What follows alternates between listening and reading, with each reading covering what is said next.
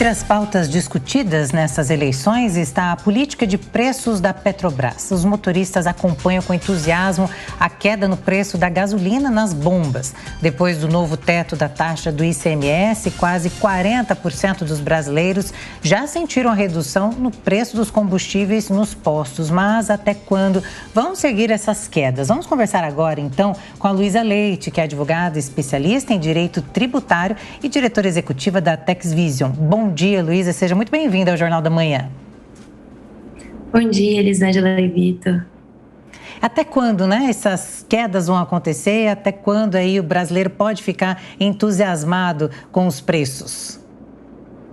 Bom, Elisângela, todas essas reduções que a gente tem visto em relação a preços dos combustíveis, elas são decorrentes de ações governamentais. Então, a gente teve algumas legislações, a Lei Complementar 192 e a 194, até que você citou, que reduziu, fixou, né, o teto do ICMS e reduziu as alíquotas, colocando o limite ali entre 18% e 17%.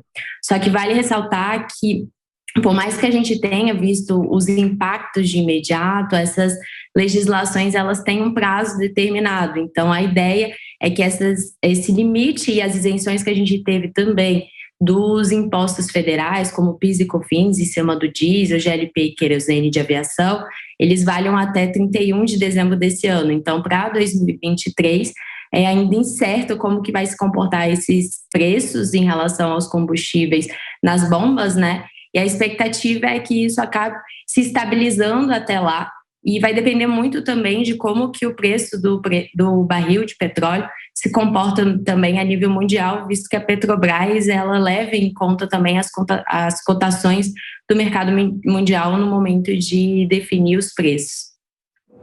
Agora, doutora, a gente vê que, basicamente, a gente está acompanhando o cenário internacional, né? No momento em que houve, e essa é isso que prevê a política de paridade de preços internacional, né? Não poderia ser diferente. À medida que subiram os preços lá fora, subiram aqui no Brasil. E agora que está caindo lá fora, estão caindo aqui também. Infelizmente, a gente está se beneficiando nesse momento desse movimento, né? Mas será que, com isso, dá para dizer que pouca diferença faz a política, ou pelo menos o direcionamento que receba a Petrobras, ou seja, o aumento ou a queda vai acontecer de forma praticamente automática e pouco faz diferença a administração, a gestão da Petrobras?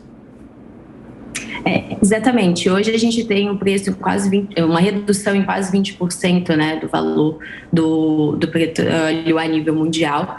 Então, como a Petrobras ela usa como base a cotação do mercado mundial e como o valor, né, começou a cair, principalmente da gasolina no mundo, isso acaba refletindo nas nossas bombas também. Mas a gente deve sempre levar em consideração que essas quedas e esse anúncio que a gente teve recentemente também em relação ao preço da gasolina também reflete o que a gente tem em questão de movimentação e ações governamentais que reduziram os valores das alíquotas dos impostos em cima dos combustíveis e fixaram esse teto também, principalmente para o imposto de circulação de mercadorias e produtos.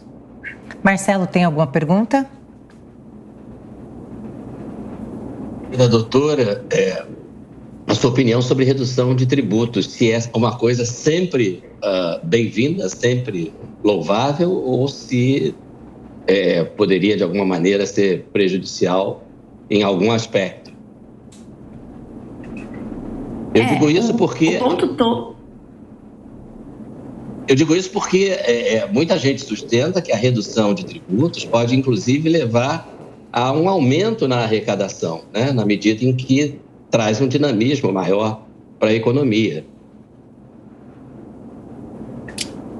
Sim, a grande preocupação em relação às reduções dos tributos é como a gente tem um período limitado em relação a esses valores, essas alíquotas que estão sendo praticadas, a partir do momento em que esses preços, né, e essas alíquotas, elas deixem de ter essas alíquotas determinadas a esse preço de zero para PIS, COFINS e o teto, né, do ICMS, se isso também não vai ter um efeito rebote reajuste em que, na verdade, isso aumente, né, no ano que vem. Então, a grande preocupação para 2023 é, uma vez que essa legislação ela tem validade até 31 de dezembro, se ano que vem, como que vão ser mantidas as alíquotas e qual que vai ser também o endereçamento em relação à política, né, fiscal em cima dos combustíveis.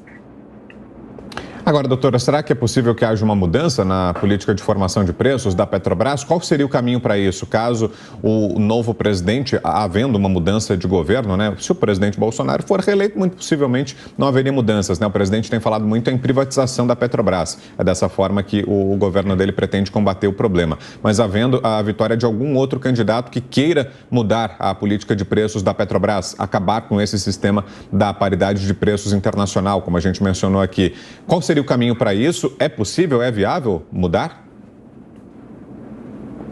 É possível, sempre é, né? A gente depende muito de qual vai ser a política de governo que vai ser adotada. Acho que aqui é um exercício muito de futurologia, até um pouco de especulação, porque a gente não sabe qual vai ser o endereçamento de qual governo que vai entrar no próximo ano. Mas acredito que, visto, né, todo o movimento que a gente tem em macroeconomia em relação à redução dos valores, talvez seja algo que vai em linha do que a gente já tem exercido, né, dentro deste ano. É importante falar também que muitas pessoas conversam a respeito que alguns postos deixam, reduzem, outros não, mantêm o preço. Como que funciona isso? A alteração fixou o teto de 17% e 18% quando a gente fala de ICMS para todos os estados. Inclusive, a gente está com os PROCONs já fazendo as fiscalizações. Então, os postos que não aderiram às alterações legislativas, eles devem aderir sim e fazer a redução dos preços, né, considerando as novas alíquotas que foram estabelecidas, porque isso já é motivo de fiscalização também. Agora, Marcelo, por favor. Sim. Qual seria a perspectiva, se já há alguma variação nesse sentido, de caso o atual presidente seja reeleito, né, de que se mantenha essa redução? Existe alguma especulação, algum comentário sobre isso? Existe já uma medida provisória, né, que tem que ser convertida em lei, e a expectativa é que o governo sendo reeleito, aí sim a gente tem a conversão dessa medida provisória, que aí você conseguiria arrastar por um período maior essas isenções. Caso a gente não tenha a conversão dessa medida provisória, que é a 1118, dentro desse exercício ainda, aí fica incerto como é que vai ser encarado isso pelo novo governo que esteja entrando. Luísa, nós agradecemos muito a sua participação aqui no Jornal da Manhã, bastante esclarecedora, e até mais. Obrigada.